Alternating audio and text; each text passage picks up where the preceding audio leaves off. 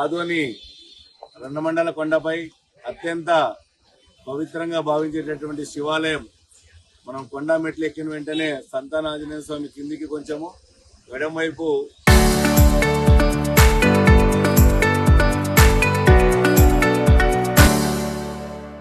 ఒక శివాలయం ఉన్నది. ఆ శివాలయం ఈ మధ్యనే కాశీ నుంచి తీసుకొచ్చినటువంటి శివలింగాన్ని ప్రతిష్ఠించి పూజలు అందుకున్నటువంటి సందర్భం. అటువంటి శివాలయంలో దుండగులు ఒక సిగరెట్ కాలుస్తూ అపవిత్రం చేయడమే కాకుండా ఆ యొక్క వీడియోని సోషల్ మీడియాలో వైరల్ చేయడం జరిగింది. ఇది ముమ్మాటి హిందువుల యొక్క మనోభావాలు దెబ్బతీసే విధంగా ఉన్నాయి. అదేవిధంగా అత్యంత నీచమైనటువంటి పని ఇది.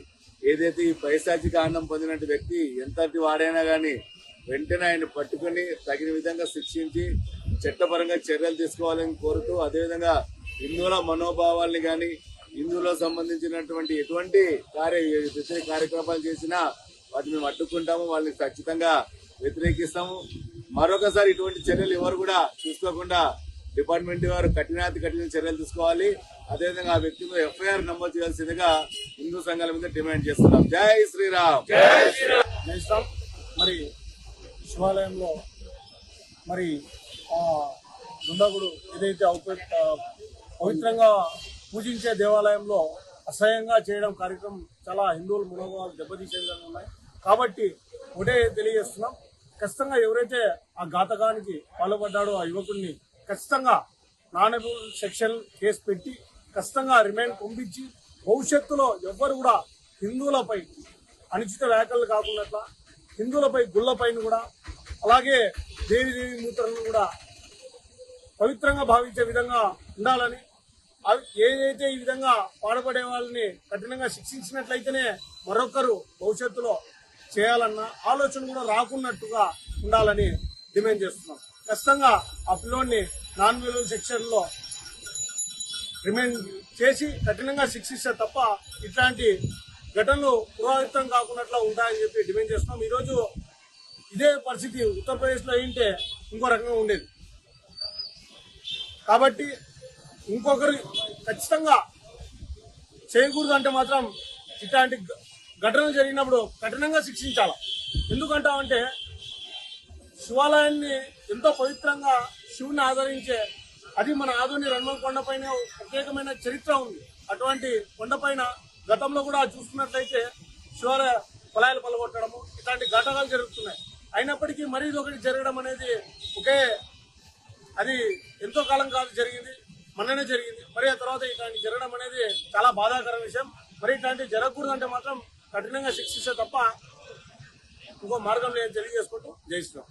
ఈ పురాతనమైనటువంటి కొండ రణమండల ఆంజనేయ స్వామి కొండ, ఆ కొండ ప్రాంగణంలో ఉన్నటువంటి పవిత్రమైనటువంటి కాశీ నుంచి తెచ్చినటువంటి ఈ యొక్క శివాలయంలో ప్రతిష్ఠించినటువంటి శివుని దగ్గర సిగరెట్ వెలిగిస్తూ వెకిలి చేస్తూ హిందూ మనోభావాలు దెబ్బతీసే విధంగా ఎవరైతే పూనుకున్నారో అక్కడ అపవిత్రం చేశారో వాడిని వెంటనే అరెస్ట్ చేసి కఠినంగా శిక్షించాలని చెప్పేసి డిమాండ్ చేస్తున్నాం.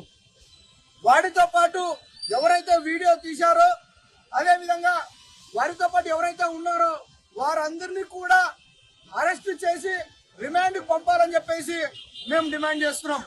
ఇంకొకడు కూడా చెయ్యాలని వానికి ఆలోచన అనేది కూడా రాకోకుండా ప్రభుత్వం కానీ డిపార్ట్మెంట్ వారు కానీ సరైన శిక్ష సరైన రీతిలో విధిస్తే తప్ప ఇలాంటి మూర్ఖులు ఇలాంటి మానవ మృగాలు హిందూ వ్యతిరేకులు ఇంకొకడు చేయకుండా ఉండడానికి వాడిని రేపు వెంటనే అరెస్ట్ చేయాలని చెప్పేసి మేము డిమాండ్ చేస్తున్నాం.